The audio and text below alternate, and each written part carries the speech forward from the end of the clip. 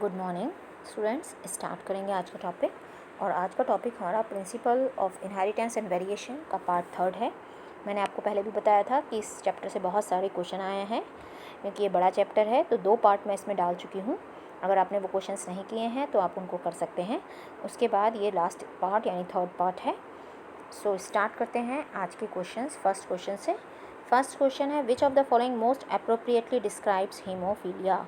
कौन सा सबसे अच्छे से डिस्क्राइब कर रहा है हीमोफीलिया को, तो वो हमें देखना है। आपको पता है कि जो हीमोफीलिया है वो एक्स लिंक्ड डिसीज़ है, recessive disease, x linked recessive chromosomal disease है। तो हमें वो देखना है कि क्या है क्रोमोसोमल डिसीज़, कौन सी क्रोमोसोमल ये नहीं पता, डोमिनेंट नहीं है, रेसेसिव है, x linked recessive gene disorder. तो इसका 4th ऑप्शन करेक्ट ऑप्शन है।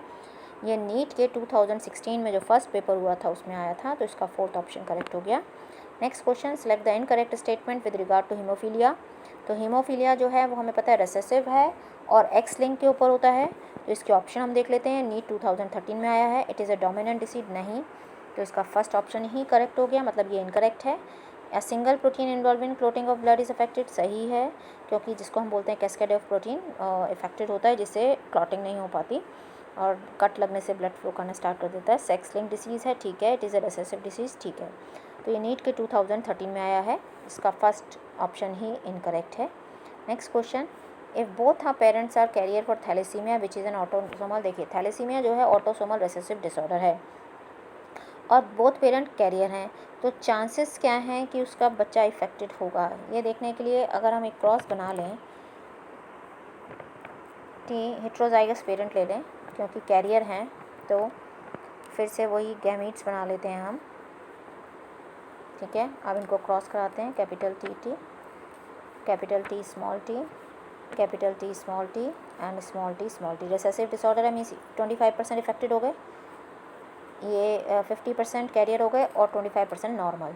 तो 25% नॉर्मल है, 50% कैरियर हैं और 25% इफेक्टेड। तो 25% चांस है जो उसका बेबी इफेक्टेड होगा, यानी इसका ये फर्स्ट ऑप्शन करेक्ट ऑप्शन हो गया, 25%।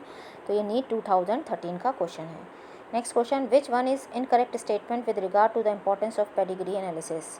पेडिग्री एनालिसिस के बारे में कौन सा करेक्ट जो सेंटेंस है वो इनकरेक्ट है।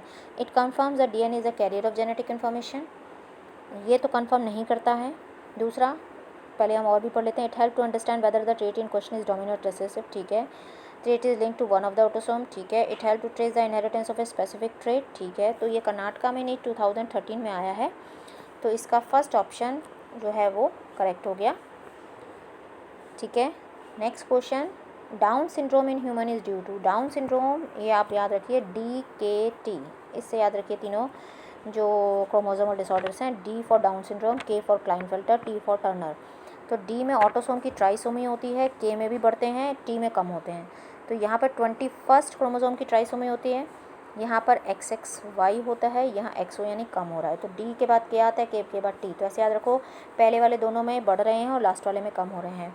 तो D for down syndrome, autosome 21st chromosome जो है उसकी ट्राइसोमी होती है, नॉन डिसजंक्शन की वजह से एक ही में आ जाते हैं। सो 3 कॉपीज़ ऑफ क्रोमोसोम 21, इसका बी ऑप्शन करेक्ट ऑप्शन हो गया। नेक्स्ट क्वेश्चन, ये कर्नाटका नीट 2013 में आया। Next, a colour blind girl is rare because she will be born only when. Colour blind girl कब हो सकती है, अगर उसका जो फादर है वो भी इफेक्टेड हो और मदर इफेक्टेड हो। एक तो रीज़न ये हो सकता है।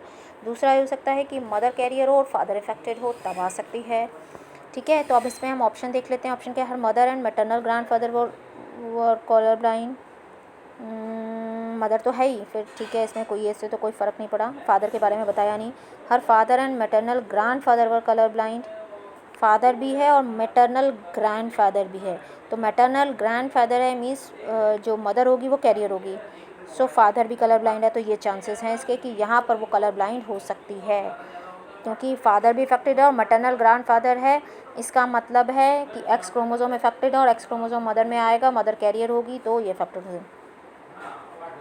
Mother is colour blind, father has normal vision, तो नहीं हो सकती। Parents have normal vision but grand parents were colour blind. Parents have normal vision but grand parents were colour blind, grand parents colour blind थे, ठीक है, तो इसका ये बी ऑप्शन जो है वो करेक्ट ऑप्शन हो गया कि अगर फादर कलर ब्लाइंड है और मैटरनल ग्रैंडफादर है, तो मैटरनल ग्रैंडफादर है तो उसकी डॉटर के अंदर एक्स क्रोमोसोम होगा जो इफेक्टेड होगा। ठीक है, तो इसका ये ऑप्शन करेक्ट ऑप्शन हो गया, सेकेंड ऑप्शन। और ये आया है 1991 में। Next question, both husband and wife has normal vision though their fathers were colour blind, the probability of their daughter becoming colour blind is. Husband and wife normal है, उनके father colour blind थे, ठीक है, तो daughter कैसे होगी? Daughter तो हो ही नहीं सकती, फादर थे ना, मदर तो नहीं थी, तो चांसेस क्या होंगे? अगर मदर होती तब हो सकता था, तो यहाँ पे चांसेस 0%, क्योंकि देखो ना, both husband and normal, husband wife normal हैं, उनके फादर थे, ठीक है, फादर थे कलर ब्लाइंड, तो daughter becoming colour blind is, तो 0% चांस है। ठीक है, हस्बैंड वाइफ का नॉर्मल विज़न है ना, तो इसका 0% चांस है। Next, haemophilia is more common in male because it is a recessive disease, और एक ही एक्स क्रोमोसोम इफेक्टेड हो गया तो मेल इफेक्टेड हो जाता है, इसीलिए जल्दी से मेल में होता है, जबकि फीमेल के दोनों एक्स इफेक्टेड होंगे तभी होगा। तो recessive trait carried by X chromosome, इसका डी ऑप्शन करेक्ट ऑप्शन हो गया। ठीक है, next question, Down syndrome is due to, मैंने अभी बताया था नॉन डिस्टिंक्शन ऑफ क्रोमोसोम की वजह से होता है, तो इसका डी ऑप्शन करेक्ट हो गया, जिसकी वजह से ट्राइसोमी हो जाती है 21st क्रोमोसोम की। ठीक है, Down syndrome of a male child, the sex complement is sex chromosome, तो वही रहेगा, ऑटोसोमल डिसीज़ है, ऑटोसोमल डिसीज़ है डाउन सिंड्रोम, तो XY ही रहेगा, बी ऑप्शन इसका करेक्ट ऑप्शन हो गया। तो स्टूडेंट, ये क्वेश्चन सारे नीट के क्वेश्चन हैं, तो आप चैप्टर पढ़ के इन तीनों पार्ट्स को करिए, तो आपके सारे क्वेश्चंस जो हैं वो कवर हो जाएंगे। So please like, subscribe and share. Thank you, thanks for watching.